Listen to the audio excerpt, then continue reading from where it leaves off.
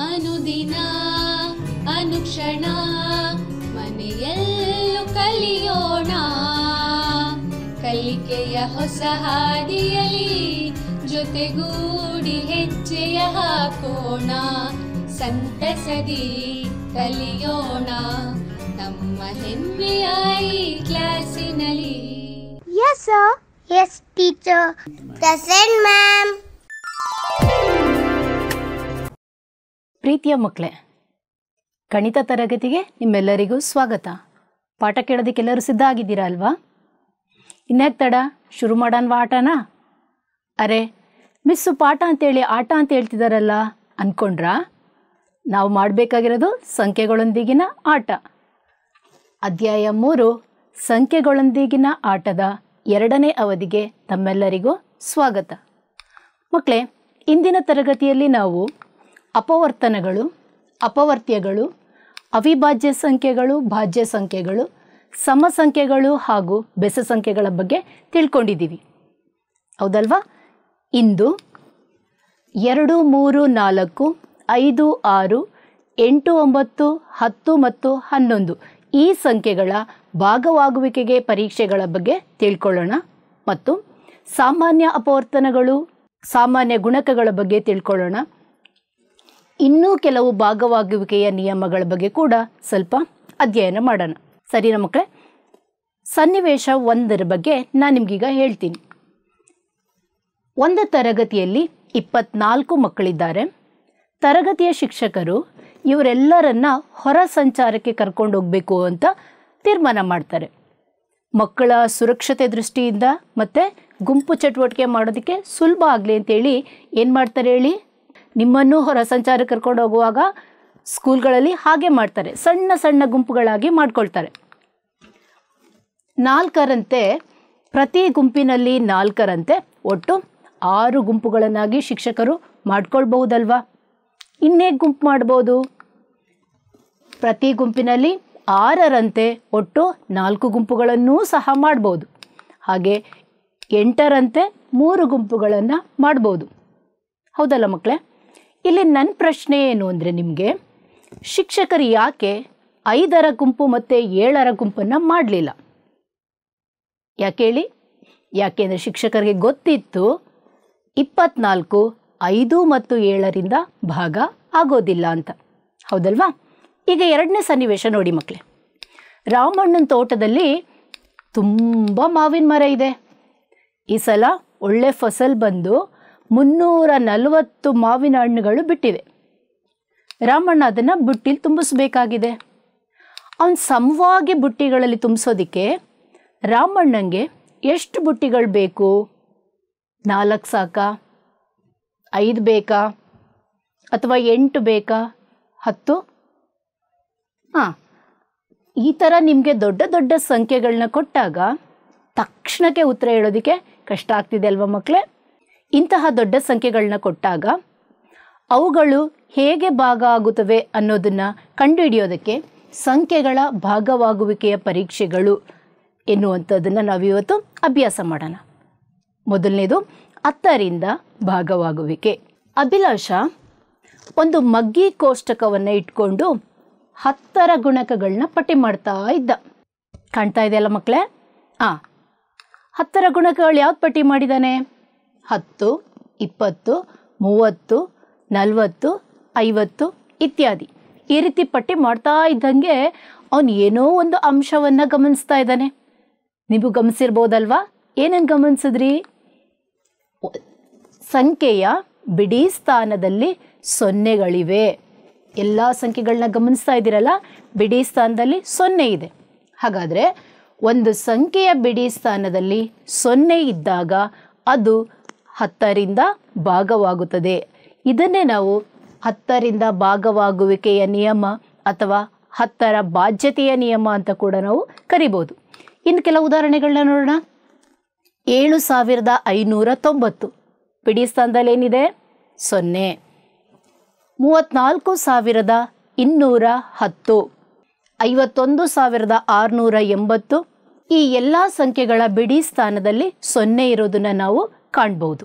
ಅರ್ಥ ಆಯ್ತಲ್ಲ ಮಕ್ಕಳೇ? ಈಗ ಮುಂದಿನ ನಿಯಮಕ್ಕೆ ಹೋಗನ್ವಾ? ಮುಂದೆ 5ರಿಂದ ಭಾಗವಾಗುವಿಕೆಯ ನಿಯಮ. ಮಕ್ಕಳೇ, ಈ 5ರ ಭಾಗವಾಗುವಿಕೆ ಪರೀಕ್ಷೆ ಮಾಡೋದಕ್ಕೆ ಒಂದು ಆಟ ನೋಡ್ಕೊಂಡು ಬರೋಣ. ಶಾಲೆಯಲ್ಲಿ ನೀವು ಕೂಡ ಇಂತಹ ಆಟವನ್ನು ಖಂಡಿತವಾಗ್ಲೂ ಆಡಿರ್ತೀರ. ಮೊದಲು ಎಲ್ಲ ಮಕ್ಕಳು ವೃತ್ತಾಕಾರವಾಗಿ ನಿಂತ್ಕೊಳ್ಬೇಕು. 1, 2, 3 ಹೀಗೆ ಸಂಖ್ಯೆಗಳನ್ನ ಹೇಳ್ತಾ ಹೋಗೋದು. 5 ಮತ್ತು 5ರ ಗುಣಕಗಳು ಬಂದಾಗ ಸಂಖ್ಯೆಗಳನ್ನ ಹೇಳ್ದೆ ಆ ಜಾಗದಲ್ಲಿ ಒಂದು ಚಪ್ಪಾಳೆಯನ್ನು ಹೊಡಿಬೇಕು. ಅಂಥದ್ದೊಂದು ಆಟ ನೋಡೋಣವಾ? 3, 4, 7, 8, 9, 10, 15, 16, 17, 1, 2, 3, 4, 6, 7, 8, 9, 10, 1, 7, 4, 7, 8, 9, 11, 12, 13,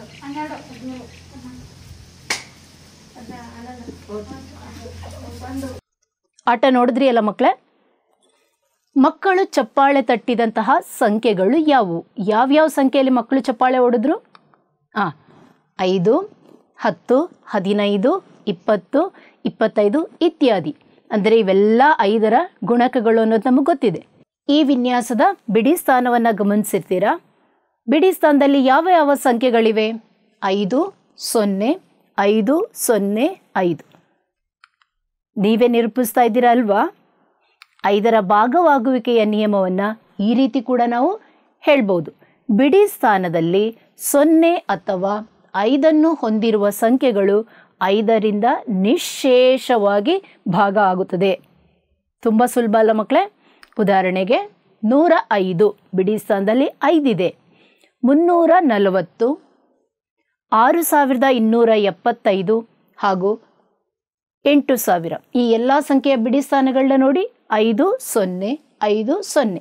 ಈ ರೀತಿ ಇದ್ದಾಗ ಎಷ್ಟೇ ದೊಡ್ಡ ಸಂಖ್ಯೆಯನ್ನು ಕೊಟ್ಟಾಗಲೂ ಸಹ ಬಿಡಿ ಸ್ಥಾನವನ್ನು ಗಮನಿಸಿ ಆ ಸಂಖ್ಯೆ 5ರಿಂದ ಭಾಗ ಆಗುತ್ತಾ ಇಲ್ವೋ ಅನ್ನೋದನ್ನು ಸುಲಭವಾಗಿ ಹೇಳ್ಬೋದು. ಮುಂದಿನ ನಿಯಮ 2ರ ಭಾಗವಾಗುವಿಕೆಯ ಪರೀಕ್ಷೆ. ಮಕ್ಕಳೇ, ಇಲ್ಲಿ 13 ಸಣ್ಣ ಸಣ್ಣ ಗಿಫ್ಟ್ಗಳನ್ನು ಇಟ್ಟಿದ್ದೀನಿ. ಈ ಗಿಫ್ಟ್ಗಳನ್ನು ಸಮವಾಗಿ ಭಾಗ ಮಾಡಬೇಕು. ತುಂಬ ಸುಲಭವಾಗಿ ಮಾಡಿಬಿಟ್ರಿ ಅಲ್ವಾ? 6ರ ಒಂದು ಗುಂಪು 6ರ ಒಂದು ಗುಂಪು ಎಂದು 6ರ 2 ಗುಂಪುಗಳನ್ನು ಮಾಡಿದ್ವಿ. ಆದರೆ ಒಂದು ಗಿಫ್ಟು ಹಾಗೇ ಉಳಿದಿದೆ. ಇಲ್ಲಿ 14 ಸಣ್ಣ ಸಣ್ಣ ಫ್ಲವರ್ಗಳಿವೆ. ಈ ಸಣ್ಣ ಸಣ್ಣ ಹೂಗಳನ್ನು 2 ಸಮಭಾಗಗಳಾಗಿ ಮಾಡ್ಬೋದಾ ಮಕ್ಕಳೇ? ಹೌದು. 14 ಹೂಗಳನ್ನು 7 ಮತ್ತು 7ರಂತೆ 2 ಗುಂಪುಗಳಾಗಿ ನಾವು ಮಾಡಬಹುದು. 13ನ್ನು ಯಾಕೆ ನಾವು ಸಮಭಾಗ ಮಾಡೋಕ್ಕಾಗಲಿಲ್ಲ? 14ನ್ನು ಯಾಕೆ ಮಾಡ್ಬೋದು? ಯಾಕೆಂದರೆ ಹಿಂದಿನ ತರಗತಿಯಲ್ಲಿ ನಾವು ಸಮ ಮತ್ತು ಬೆಸ ಸಂಖ್ಯೆಗಳ ಬಗ್ಗೆ ಅಭ್ಯಾಸ ಮಾಡಿದ್ದೀವಿ. 14 ಸಮ ಸಂಖ್ಯೆ, 13 ಬೆಸ ಸಂಖ್ಯೆ. ಎಲ್ಲ ಸಮ ಸಂಖ್ಯೆಗಳು 2ರಿಂದ ನಿಶ್ಶೇಷವಾಗಿ ಭಾಗ ಆಗುತ್ತದೆ ಅನ್ನೋದನ್ನು ನಾವು ಹಿಂದಿನ ತರಗತಿಯಲ್ಲೇ ತಿಳ್ಕೊಂಡಿದ್ದೀವಿ, ಹೌದಲ್ವಾ? ಹಾಗಾದರೆ 2ರ ಭಾಗವಾಗುವಿಕೆ ನಿಯಮ ಏನು? ಬಿಡಿ ಸ್ಥಾನದಲ್ಲಿ 0, 2, 4, 6 ಅಥವಾ 8 ಇರುವ ಸಂಖ್ಯೆಗಳು 2ರಿಂದ ನಿಶ್ಶೇಷವಾಗಿ ಭಾಗ ಆಗುತ್ತವೆ. ಅಂದರೆ ಎಲ್ಲ ಸಮಸಂಖ್ಯೆಗಳು ಕೂಡ 2ರಿಂದ ಭಾಗವಾಗುತ್ತದೆ. ಉದಾಹರಣೆಗೆ 72,410 ಬಿಡಿ ಸ್ಥಾನ ಗಮನಿಸಿ, 0 ಇದೆ. 64,836 ಬಿಡಿ ಸ್ಥಾನದಲ್ಲಿ 6 ಇದೆ. 1358, 32,972, 50,764 ಈ ಬಿಡಿ ಸ್ಥಾನಗಳನ್ನು ಗಮನಿಸಿದ್ರೆ ನಿಮಗೆ ಈ ಸಂಖ್ಯೆ 2ರಿಂದ ಭಾಗ ಆಗುತ್ತದೋ ಇಲ್ವೋ ಅನ್ನೋದನ್ನು ನೀವು ತಿಳ್ಕೊಳ್ಬೋದು, ಹೌದಲ್ಲ ಮಕ್ಕಳೇ? ಅರ್ಥ ಆಗಿದೆಯಾ? ನಮ್ಮ ಚಿಂಟು ಪುಟಾಣಿಗೆ ಒಂದು ಡೌಟ್ ಬರ್ತಾ ಇದೆ.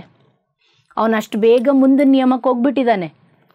342 ಈ ಸಂಖ್ಯೆ 3ರಿಂದ ಭಾಗ ಆಗುತ್ತದೆಯೇ ಅಂತ ಅವನು ಕೇಳ್ತಾ ಇದ್ದಾನೆ.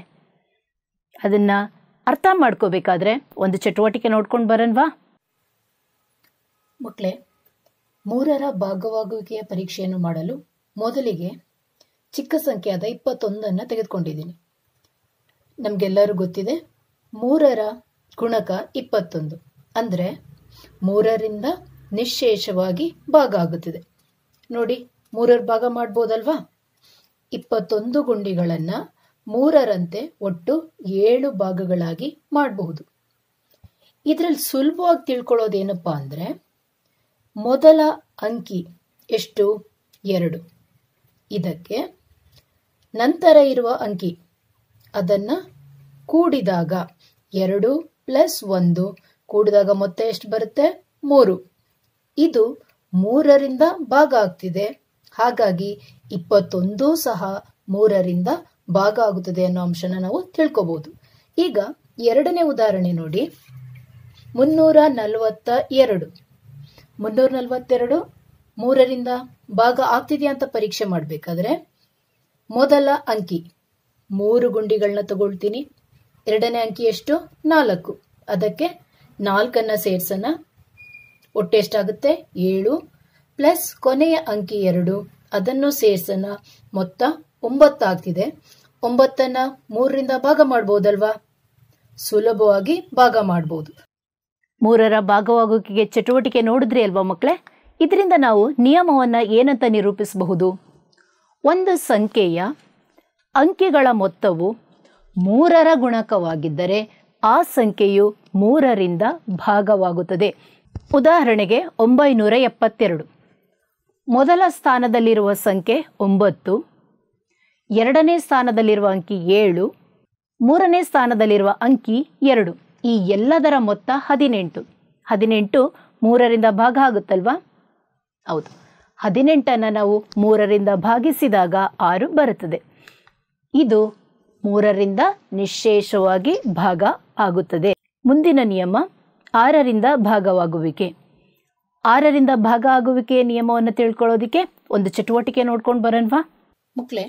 6ರ ಭಾಗವಾಗುವಿಕೆಯ ಪರೀಕ್ಷೆ ಮಾಡೋದಿಕ್ಕೆ ನಾನಿಲ್ಲಿ 24 ಸೀಮೆ ಸುಣ್ಣಗಳನ್ನ ತೆಗೆದುಕೊಂಡಿದ್ದೀನಿ. 24 6ರಿಂದ ನಿಶ್ಶೇಷವಾಗಿ ಭಾಗ ಆಗುತ್ತೆ. ಅದೇ ಚಟುವಟಿಕೆ ಮೂಲಕ ಹೇಗೆ ತಿಳ್ಕೊಳ್ಳೋಣ? ಮೊದಲಿಗೆ 24 ಸೀಮೆ ಸುಣ್ಣಗಳನ್ನು 2-2ರಂತೆ ಗುಂಪುಗಳನ್ನು ಮಾಡ್ಕೊಂಡಿದ್ದೀನಿ. ಎಷ್ಟು ಗುಂಪುಗಳು ಮಾಡ್ಬೋದು? ಒಟ್ಟು 12 ಗುಂಪುಗಳನ್ನು ಮಾಡ್ಬೋದು. ಮತ್ತೆ ಯಾವುದೇ ಸೀಮೆ ಸುಣ್ಣ ಉಳಿದಿಲ್ಲ. ಈಗ 3ರಂತೆ ಮಾಡ್ಬೋದ ನೋಡಿ ಮಕ್ಕಳೇ. ಪ್ರತಿ 3 ಸೀಮೆ ಸುಣ್ಣವನ್ನು ಒಂದೊಂದು ಗುಂಪುಗಳಾಗಿ ಮಾಡೋಣ. ಮಾಡ್ಬೋದಲ್ವಾ? ಒಟ್ಟು ಎಷ್ಟು ಗುಂಪುಗಳಾಯ್ತು? ಒಟ್ಟು 8 ಗುಂಪುಗಳಾಗಿ ಮಾಡಬಹುದು. ಇಲ್ಲೂ ಕೂಡ ಯಾವುದೇ ಶೇಷ ಉಳಿದಿಲ್ಲ. ಹಾಗಾದ್ರೆ ಇದನ್ನ ಸುಲಭವಾಗಿ 6 ಗುಂಪುಗಳನ್ನಾಗಿ ಸಹ ಮಾಡಬಹುದು. 6ರ 4 ಗುಂಪುಗಳಾಗಿ ಮಾಡಬಹುದು. ಇದರಿಂದ ತಿಳ್ಕೊಂಡಂತ ಅಂಶ ಏನು? ಯಾವುದೇ ಸಂಖ್ಯೆಯನ್ನ 2ರಿಂದ ನಿಶ್ಶೇಷವಾಗಿ ಭಾಗಿಸಿದಾಗ ಮತ್ತು 3ರಿಂದ ನಿಶ್ಶೇಷವಾಗಿ ಭಾಗಿಸಿದಾಗ ಆ ಸಂಖ್ಯೆಯು 6ರಿಂದಲೂ ಸಹ ಭಾಗವಾಗುತ್ತದೆ. ಚಟುವಟಿಕೆ ನೋಡಿದ್ರಿ ಅಲ್ವಾ ಮಕ್ಕಳೇ? 6ರ ಬಾಧ್ಯತೆಯ ನಿಯಮವನ್ನು ನಾವು ಹೀಗೂ ನಿರೂಪಿಸಬಹುದು. ಒಂದು ಸಂಖ್ಯೆಯು 2 ಮತ್ತು 3 ಇವೆರಡರಿಂದಲೂ ಭಾಗವಾದರೆ ಅದು 6ರಿಂದಲೂ ಸಹ ಭಾಗ ಆಗುತ್ತದೆ ಅನ್ನುವ ಅಂಶವನ್ನು ನಾವಿಲ್ಲಿ ಅರ್ಥ ಮಾಡ್ಕೊಂಡಿದ್ದೀವಿ. ಮುಂದೆ 4ರಿಂದ ಭಾಗವಾಗುವಿಕೆಯನ್ನು ಪರೀಕ್ಷೆ ಮಾಡೋಣ. ಮಕ್ಕಳೇ, ನಿಮಗೆ ಇಲ್ಲೊಂದಷ್ಟು ವಾಹನಗಳು ಕಾಣಿಸ್ತಾ ಇವೆ. ಈ ವಾಹನಗಳ ಮೇಲಿರುವ ಸಂಖ್ಯೆಯನ್ನು ಗಮನಿಸ್ತಾ ಇದ್ದೀರಾ? ಈ ಸಂಖ್ಯೆಗಳು 4ರಿಂದ ಭಾಗ ಆಗುತ್ತಾ? ಪಟ್ ಅಂತ ಹೇಳ್ಬೇಕು. ಹೇಳಕ್ಕಾಗ್ತಾ ಇಲ್ಲ ಅಲ್ವಾ? ಏನು ಮಾಡ್ತಿದ್ದೀರಾ? ಮೋಸ್ಟ್ಲಿ ಭಾಗಿಸ್ತಾ ಇದ್ದೀರಾ ಅನ್ಸುತ್ತೆ. ಭಾಗಿಸೋದೇ ಅವಶ್ಯಕತೆನೇ ಇಲ್ಲ. ನಾವು ಸುಲಭವಾಗಿ ಹೇಳ್ಬೇಕು ಅಂದರೆ ನಿಯಮನ ತಿಳ್ಕೊಂಡ್ರೆ ಸಾಕಲ್ವಾ? ನಿಯಮ ಏನು ಹೇಳುತ್ತೆ? 3 ಅಥವಾ ಹೆಚ್ಚು ಅಂಕಿಗಳುಳ್ಳ ಒಂದು ಸಂಖ್ಯೆಯ ಕೊನೆಯ 2 ಅಂದರೆ 10 ಮತ್ತು ಬಿಡಿ ಸ್ಥಾನದಲ್ಲಿರುವ ಅಂಕಿಗಳಿಂದಾದ ಸಂಖ್ಯೆಯು 4ರಿಂದ ಭಾಗವಾದರೆ ಆ ಸಂಖ್ಯೆಯು 4ರಿಂದ ಭಾಗ ಆಗುತ್ತದೆ. ನಾವು ಯಾವುದೇ ಸಂಖ್ಯೆಯಲ್ಲಿ 4ರಿಂದ ಭಾಗ ಆಗುತ್ತದೋ ಇಲ್ಲವಾ ಅಂತ ಚೆಕ್ ಮಾಡಬೇಕಾದ್ರೆ 10 ಮತ್ತು ಬಿಡಿ ಸ್ಥಾನವನ್ನು ನೋಡಿದ್ರೆ ಮಾತ್ರ ಸಾಕು. ಈಗ ಅದೇ ವಾಹನಗಳ ಸಂಖ್ಯೆಯನ್ನು ತೆಗೆದುಕೊಳ್ಳೋಣ. ಮೊದಲನೇ ವಾಹನದ ಮೇಲಿದ್ದ ಸಂಖ್ಯೆ 9996. ಕೊನೆಯ 2 ಸ್ಥಾನದಲ್ಲಿರುವ ಸಂಖ್ಯೆ ಯಾವುದು? 96. 4ರಿಂದ ಭಾಗ ಆಗುತ್ತಾ? ಇದನ್ನು ಬೇಕಾದರೆ ನೀವು ಸುಲಭವಾಗಿ ಭಾಗ ಮಾಡ್ಬೋದು. 96ನ್ನು 4ರಿಂದ ಭಾಗ ಮಾಡಿದಾಗ 24 ಭಾಗಲಬ್ಧ ಬರುತ್ತೆ. 5072 ಕೊನೆಯ ಸ್ಥಾನ ನೋಡಿ. 72ನ್ನು 4ರಿಂದ ಭಾಗಿಸೋಣ 18. 7684. 84ನ್ನು 4ರಿಂದ ಭಾಗಿಸಿದಾಗ 21 ಭಾಗಲಬ್ಧ ಬರುತ್ತೆ. ಹಾಗೆ 4532ರಲ್ಲಿ 32ನ್ನು 4ರಿಂದ ಭಾಗಿಸಿದಾಗ 8 ಉತ್ತರ ಬರ್ತಿದೆ. 2728ರಲ್ಲಿ ಕೊನೆಯ 2 ಸಂಖ್ಯೆ 28. 28ನ್ನು 4ರಿಂದ ಭಾಗಿಸಿದಾಗ ಭಾಗಲಬ್ಧ 7 ಬರ್ತಿದೆ. ಹಾಗಾದರೆ ಕೊಟ್ಟಿದ್ದಂತಹ ಎಲ್ಲ ವಾಹನಗಳ ಸಂಖ್ಯೆಯು 4ರಿಂದ ಭಾಗ ಆಗುತ್ತಾ? ಹೌದು, ಅವೆಲ್ಲವೂ 4ರಿಂದ ಭಾಗವಾಗುತ್ತದೆ. ಅರ್ಥ ಆಗಿದೆಯಾ ಮಕ್ಕಳೇ? ಮುಂದಿನ ನಿಯಮಕ್ಕೆ ಹೋಗನ್ವಾ? ಮುಂದಿನ ನಿಯಮ 8ರಿಂದ ಭಾಗವಾಗುವಿಕೆ. ಮಕ್ಕಳೇ, ಇಲ್ಲಿ ಕೆಲವೊಂದು ಫರ್ನಿಚರ್ಗಳನ್ನ ಕೊಟ್ಟಿದ್ದೀನಿ. ಇವುಗಳ ಬೆಲೆಯನ್ನು ಸಹ ಅಲ್ಲಿ ಹಾಕಲಾಗಿದೆ. ಈ ಬೆಲೆ 8ರಿಂದ ಭಾಗ ಆಗುತ್ತದಾ ಅನ್ನೋದನ್ನು ನೀವೀಗ ಪರೀಕ್ಷೆ ಮಾಡಬೇಕು. ಬುದ್ಧಿವಂತರು ಯಾರೋ ಹೇಳ್ತಾ ಇದ್ದಾರೆ, 4ಕ್ಕೆ 2 ಸಂಖ್ಯೆ ತಗೊಂಡ್ವಲ್ಲ, ಈಗ 3 ತಗೊಂಡು ಮಾಡ್ಬೋದಾ ಅಂತ. ನಿಮ್ಮ ಊಹೆ ಸರಿಯಾಗಿದೆ. ಈ ಸಂಖ್ಯೆಗಳು 8ರಿಂದ ಭಾಗ ಆಗುತ್ತಾ ಅನ್ನೋದನ್ನು ಪರೀಕ್ಷೆ ಮಾಡಬೇಕಾದ್ರೆ ನಾವು ಕೊನೆಯ 3 ಅಂಕಿಗಳನ್ನು ತೆಗೆದುಕೊಳ್ಬೇಕು. ಭಾಗವಾಗುವಿಕೆಯ ಪರೀಕ್ಷೆಯನ್ನು ಹೀಗೆ ಹೇಳ್ಬೋದು: 4 ಅಥವಾ ಹೆಚ್ಚು ಅಂಕಿಗಳಿಂದಾದ ಸಂಖ್ಯೆಯು ಕೊನೆಯ 3 ಅಂಕಿಗಳಿಂದ ಉಂಟಾಗುವ ಸಂಖ್ಯೆಯು 8ರಿಂದ ಭಾಗವಾದರೆ ಆ ಸಂಖ್ಯೆಗಳು 8ರಿಂದ ಭಾಗವಾಗುವುವು. ಕೊನೆಯ 3 ಅಂಕಿಯಿಂದ ಉಂಟಾದ ಸಂಖ್ಯೆ 8ರಿಂದ ಭಾಗ ಆದರೆ ಆ ಎಲ್ಲ ಸಂಖ್ಯೆಗಳು ಕೂಡ 8ರಿಂದ ಭಾಗ ಆಗುತ್ತೆ. ಆ ಫರ್ನಿಚರ್ದು ಬೆಲೆ ತಗೊಳ್ಳನ್ವಾ? ಮೊದಲನೇದು, ಸೋಫಾ ಸೆಟ್ಟಿನ ಮೇಲಿದ್ದಂತಹ ಬೆಲೆ 78,416. ಕೊನೆಯ 3 ಅಂಕಿಗಳಿಂದುಂಟಾದ ಸಂಖ್ಯೆ 416. ನಂತರ ಚೇರ್ನ ಬೆಲೆ 9,512 ಮತ್ತು ಸ್ಟಡಿ ಟೇಬಲ್ನ ಬೆಲೆ 2,104. ಈ 3 ಅಂಕಿಗಳಿಂದಾದ ಸಂಖ್ಯೆಯನ್ನು ಭಾಗಿಸೋಣ. ಮೊದಲನೆಯ ಬೆಲೆಯಲ್ಲಿ 3 ಅಂಕಿಗಳಿಂದಾದ ಸಂಖ್ಯೆ 416. 8ರಿಂದ ಭಾಗಿಸಿದ್ರೆ ನಮಗೆ ಶೇಷ ಏನು ಬರ್ತಿದೆ? 0 ಬರ್ತಿದೆ. ಹೌದಲ್ವಾ? ಎರಡನೇದು ನೀವೇ ಪರೀಕ್ಷೆ ಮಾಡಿ ನೋಡಿ. 512ನ್ನು 8ರಿಂದ ಭಾಗಿಸಿದಾಗ ಮತ್ತೆ ಶೇಷ 0 ಬರ್ತಿದೆ. ಕೊನೆಯದು 104ನ್ನು ಸಹ 8ರಿಂದ ಭಾಗಿಸಿದರೆ ನಮಗೆ ಶೇಷ 0 ಬರ್ತಿದೆ. ಹಾಗಾದರೆ ಈ ಎಲ್ಲ ಬೆಲೆಗಳು 8ರಿಂದ ನಿಶ್ಶೇಷವಾಗಿ ಭಾಗ ಆಗ್ತಿದೆ ಅನ್ನೋ ಅಂಶವನ್ನು ನಾವಿಲ್ಲಿ ತಿಳ್ಕೊಂಡ್ವಿ. ಮಕ್ಕಳೇ, 9ರಿಂದ ಭಾಗವಾಗುವಿಕೆ ಪರೀಕ್ಷೆಗೆ ಒಂದು ಚಟುವಟಿಕೆ ನೋಡ್ಕೊಂಡು ಬರೋಣ. ಮಕ್ಕಳೇ, 3ರ ಭಾಗವಾಗುವಿಕೆಯ ಪರೀಕ್ಷೆಯ ತರಹನೇ 9ರ ಭಾಗವಾಗುವಿಕೆ ಪರೀಕ್ಷೆಯನ್ನು ಸಹ ನಾವು ಮಾಡಬಹುದು. ಇಲ್ಲಿ ನಾನು ತೆಗೆದುಕೊಂಡಿರೋ ಸಂಖ್ಯೆ 81. ಇದು 9ರ ಗುಣಕ. ಹಾಗಾದರೆ 9ರಿಂದ ಭಾಗ ಆಗುತ್ತೆ ಅನ್ನೋದು ನಮಗೆ ಗೊತ್ತಿದೆ. ಇದನ್ನು ತಿಳ್ಕೊಳ್ಳೋದು ಹೇಗೆ? ಮೊದಲ ಅಂಕಿ 8. 8 ಗುಂಡಿಗಳನ್ನ ತಗೊಂಡಿದ್ದೀನಿ. ಈ 8 ಗುಂಡಿಗಳಿಗೆ ಇನ್ನೊಂದು ಅಂಕಿ 1ನ್ನು ಕೂಡಿದಾಗ 9 ಆಗುತ್ತದೆ. 9ರಿಂದ ಭಾಗ ಆಗುತ್ತದೆ. ಹಾಗಾದರೆ 81 ಸಹ 9ರಿಂದ ನಿಶ್ಶೇಷವಾಗಿ ಭಾಗ ಆಗುತ್ತದೆ ಅನ್ನೋ ಅಂಶವನ್ನು ನಾವು ತಿಳ್ಕೊಂಡ್ವಿ. ಈಗ ಎರಡನೇ ಸಂಖ್ಯೆ 495. ಮೊದಲ ಅಂಕಿ ಏನಿದೆ? 4. 4 ಗುಂಡಿಗಳನ್ನ ಸೇರಿಸಿ ಅದಕ್ಕೆ ನಂತರ ಇರುವ ಸಂಖ್ಯೆ 9. 9 ಗುಂಡಿಗಳನ್ನು ಇದಕ್ಕೆ ಕೂಡಿಸೋಣ. ಪ್ಲಸ್ 5 ಎಷ್ಟಾಗುತ್ತೆ? ಒಟ್ಟು 18 ಗುಂಡಿಗಳು. 18ನ್ನು 9ರಂತೆ ಭಾಗ ಮಾಡಬಹುದು, 2 ಭಾಗ ಮಾಡಬಹುದು. ಹಾಗಾದರೆ 495 ಸಹ 9ರಿಂದ ನಿಶ್ಶೇಷವಾಗಿ ಭಾಗ ಆಗುತ್ತದೆ. ಚಟುವಟಿಕೆ ನೋಡಿದ್ರಿ ಅಲ್ವಾ ಮಕ್ಕಳೇ? ಏನರ್ಥ ಮಾಡ್ಕೊಂಡ್ರಿ? ಒಂದು ಸಂಖ್ಯೆಯ ಅಂಕಿಗಳ ಮೊತ್ತವು 9ರಿಂದ ಭಾಗವಾದರೆ ಆ ಸಂಖ್ಯೆಯು 9ರಿಂದ ಭಾಗವಾಗುತ್ತದೆ. ಸೇಮ್ 3ನೇ ನಿಯಮ ಥರ, ಹೌದಲ್ವಾ? 3ನೇ ಬಾಧ್ಯತೆ ನಿಯಮ ಮತ್ತು 9ರ ಬಾಧ್ಯತೆಯ ನಿಯಮ ಎರಡು ಒಂದೇ ರೀತಿ ಇದೆ. 3ರ ಬಾಧ್ಯತೆಯ ನಿಯಮದಲ್ಲಿ ಅಂಕಿಗಳ ಮೊತ್ತ 3ರಿಂದ ಭಾಗ ಆಗಬೇಕಿತ್ತು. ಇಲ್ಲಿ ಅಂಕಿಗಳ ಮೊತ್ತವು 9ರಿಂದ ಭಾಗ ಆಗಬೇಕು.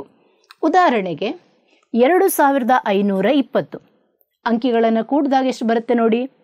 ಅಂಕಿಗಳ ಮೊತ್ತ 9, ಅದನ್ನು 9ರಿಂದ ಭಾಗಿಸಿದಾಗ ಉತ್ತರ 1 ಬರುತ್ತೆ. 5607 5 + 6 + 0 + 7 ಇವುಗಳ ಮೊತ್ತ 18, 9ರಿಂದ ಭಾಗಿಸಿದ್ರೆ ಉತ್ತರ 2 ಬರ್ತಿದೆ. ಕೊನೆಯದಾಗಿ 11ರ ಭಾಗವಾಗುವಿಕೆ. 11ರ ಬಾಧ್ಯತೆಯ ನಿಯಮವನ್ನು ಕೆಲವು ಸಂಖ್ಯೆಗಳೊಂದಿಗೆ ಪರೀಕ್ಷೆ ಮಾಡೋಣ ಮಕ್ಕಳೇ. 308, 1331, 61809 ಇವು 11ರಿಂದ ಭಾಗ ಆಗ್ತಿದೆಯಾ? ಹೇಗೆ ಪರೀಕ್ಷೆ ಮಾಡೋದು? ನಾನಿಲ್ಲೊಂದು ಪಟ್ಟಿ ರಚನೆ ಮಾಡ್ಕೊಂಡಿದ್ದೀನಿ. ಮೊದಲನೇ ಪಟ್ಟಿಯಲ್ಲಿ ಸಂಖ್ಯೆಯನ್ನು ಬರಿತಾ ಹೋಗ್ತೀನಿ. ಎರಡನೇ ಪಟ್ಟಿಯಲ್ಲಿ ಬಲಬದಿಯಿಂದ ಅಂದರೆ ಸಂಖ್ಯೆಯ ಬಲಬದಿಯಿಂದ ಬೆಸಸ್ಥಾನಗಳಲ್ಲಿರುವ ಅಂಕಿಗಳ ಮೊತ್ತವನ್ನು ನಾವು ತೆಗೆದುಕೊಳ್ಬೇಕು. ನಂತರ ಸಂಖ್ಯೆಯ ಬಲಬದಿಯಿಂದ ಸಮಸಂಖ್ಯೆಗಳ ಸ್ಥಾನದಲ್ಲಿರುವ ಅಂಕಿಗಳ ಮೊತ್ತವನ್ನು ತೆಗೆದುಕೊಂಡು ಅವೆರಡರ ವ್ಯತ್ಯಾಸವನ್ನು ಬರೆಯೋಣ. ಸ್ಟಾರ್ಟ್ ಮಾಡೋಣ. ಮೊದಲನೇ ಸಂಖ್ಯೆ 308. ಈಗ ಬೆಸಸ್ಥಾನಗಳಲ್ಲಿರುವ ಅಂಕಿಗಳು ಯಾವುದು? 8 ಮತ್ತು 3. ಅವೆರಡರ ಮೊತ್ತ 11 ಆಗುತ್ತೆ. ಸಮಸ್ಥಾನ, ಬಲಬದಿಯಿಂದ ಸಮಸ್ಥಾನ ಅಂದರೆ ಯಾವುದು? 0. ಈಗ 11 ಮತ್ತು 0ಯ ವ್ಯತ್ಯಾಸ ಎಷ್ಟು?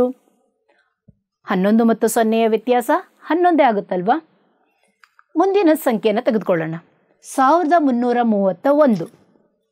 ಬೆಸಸ್ಥಾನದಲ್ಲಿರುವ ಅಂಕಿಗಳ ಮೊತ್ತ 1 + 3 4 ಆಯಿತು. ಹಾಗೆ ಸಮಸ್ಥಾನ 3 + 1 4 ಆಗುತ್ತದೆ. 4 - 4 ಎಷ್ಟು? 0 ಆಯಿತು. ಮುಂದಿನ ಸಂಖ್ಯೆ 61809. ಬೆಸಸ್ಥಾನಗಳು ನೋಡಿ, 9 + 8 + 6 ಒಟ್ಟು ಮೊತ್ತ 23. ಸಮಸ್ಥಾನಗಳು 0 + 1 1. ಇವೆರಡರ ವ್ಯತ್ಯಾಸ ಎಷ್ಟಾಗುತ್ತೆ? ಖಂಡಿತವಾಗ್ಲೂ 22 ಆಗುತ್ತೆ. ಈಗ ಬಂದಿರುವಂತಹ ವ್ಯತ್ಯಾಸ 0 ಅಥವಾ 11ರ ಗುಣಕವಾಗಿದ್ದರೆ ಕೊಟ್ಟಿರುವ ಸಂಖ್ಯೆಯು 11ರಿಂದ ನಿಶ್ಶೇಷವಾಗಿ ಭಾಗ ಆಗುತ್ತದೆ. 11ರ ನಿಯಮವನ್ನು ಹೀಗೆ ಹೇಳ್ಬೋದು. ಒಂದು ಸಂಖ್ಯೆಯ ಬಲಬದಿಯಿಂದ ಬೆಸಸ್ಥಾನಗಳಲ್ಲಿರುವ ಅಂಕಿಗಳ ಮೊತ್ತವು ಮತ್ತು ಸಮಸ್ಥಾನಗಳಲ್ಲಿರುವ ಅಂಕಿಗಳ ಮೊತ್ತಗಳ ನಡುವಿನ ವ್ಯತ್ಯಾಸವು 0 ಅಥವಾ 11ರಿಂದ ಭಾಗವಾಗುವ ಸಂಖ್ಯೆಯಾಗಿದ್ದರೆ ಆ ಸಂಖ್ಯೆಯು 11ರಿಂದ ಭಾಗವಾಗುತ್ತದೆ. ಹಾಗಾದರೆ ಕೆಲವೊಂದು ಪ್ರಶ್ನೆಗಳನ್ನ ಕೊಡ್ತೀನಿ, ಉತ್ತರ ಬರೀತೀರಲ್ಲ? ಈ ಕೆಳಗಿನ ಹೇಳಿಕೆಗಳಿಗೆ ಸರಿಯಾದ ಉತ್ತರವನ್ನು ಆರಿಸಿ ಬರೆಯಿರಿ. ಮೊದಲನೇದು, 8492 ನಿಶ್ಶೇಷವಾಗಿ ಭಾಗಿಸುವ ಸಂಖ್ಯೆ ಯಾವುದು? ಯೋಚನೆ ಮಾಡಿ. ಈಗಾಗಲೇ ಕಲ್ತಿರುವಂತಹ ನಿಯಮಗಳನ್ನ ಅನ್ವಯ ಮಾಡಿಕೊಳ್ಳಿ. ಉತ್ತರ 4 ಸರಿಯಾದ ಉತ್ತರ. ಎರಡನೇದು, 984 ಇದನ್ನು ನಿಶ್ಶೇಷವಾಗಿ ಭಾಗಿಸುವ ಸಂಖ್ಯೆ ಯಾವುದು? 6 ಸರಿ ಬರೆದಿದ್ದೀರಾ ಮಕ್ಕಳೇ, ವೆರಿ ಗುಡ್. ಮೂರನೇ ಪ್ರಶ್ನೆ, 1590 ನಿಶ್ಶೇಷವಾಗಿ ಭಾಗಿಸುವ ಸಂಖ್ಯೆ ಯಾವುದು? ಬುದ್ಧಿವಂತರು ತಕ್ಷಣ ಹೇಳ್ತಿದ್ದೀರಾ, ಬಿಡಿ ಸ್ಥಾನ ನೋಡ್ತಿದ್ದೀರಾ ಅಲ್ವಾ?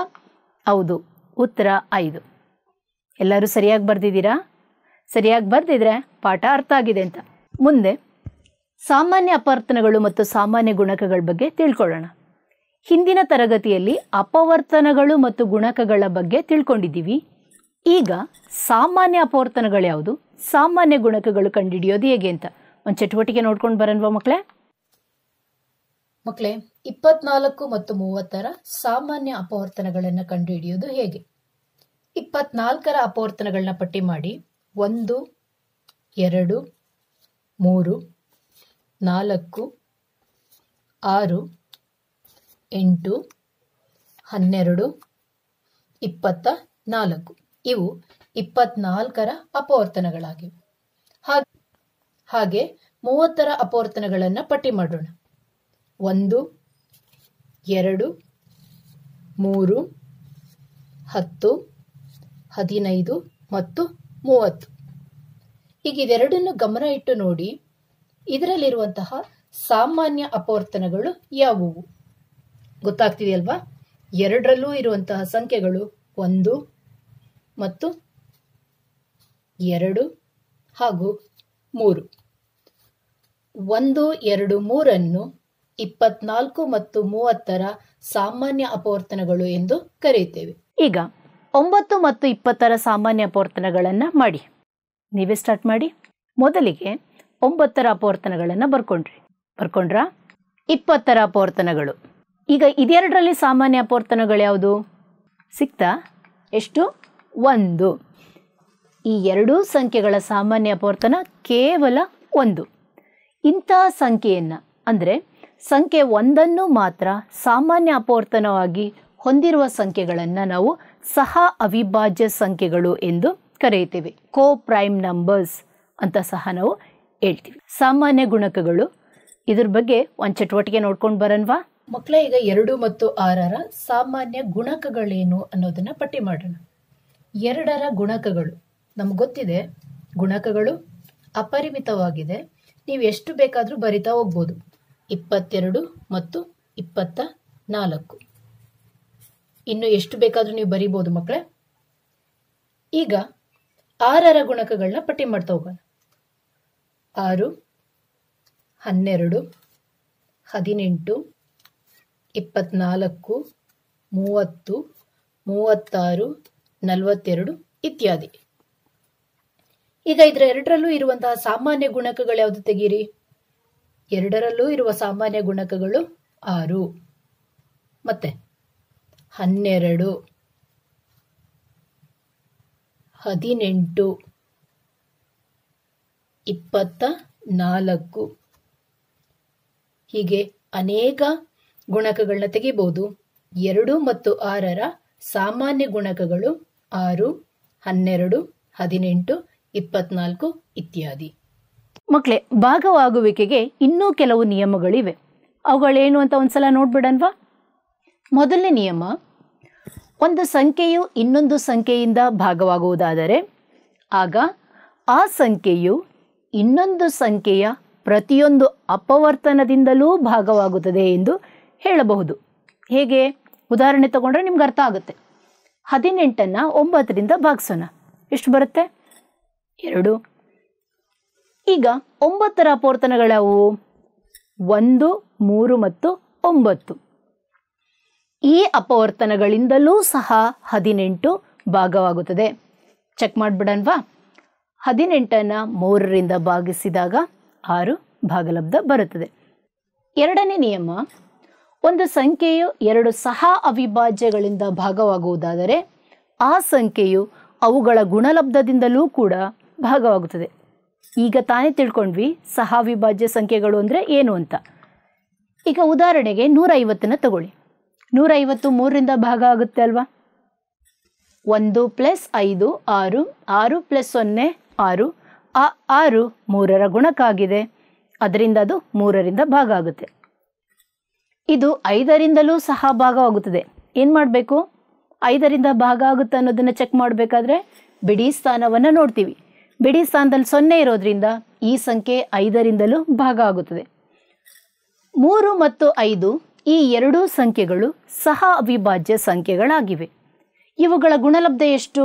ಇವುಗಳ ಗುಣಲಬ್ಧ 15. ಇದರಿಂದಲೂ ಸಹ 150 ಭಾಗ ಆಗುತ್ತೆ. ಪಾಠ ಅರ್ಥ ಆಗಿದೆಯಲ್ಲ ಮಕ್ಕಳೇ? ಹಾಗಾದರೆ ಹೋಮ್ವರ್ಕ್ ಕೊಟ್ಟರೆ ಮಾಡ್ತೀರಲ್ವಾ? ಅಭ್ಯಾಸ ಪುಸ್ತಕದ ಪುಟ ಸಂಖ್ಯೆ 24ರಲ್ಲಿರುವ ಪ್ರಶ್ನೆ ಸಂಖ್ಯೆ 3 ಬಿಡಿಸಿ.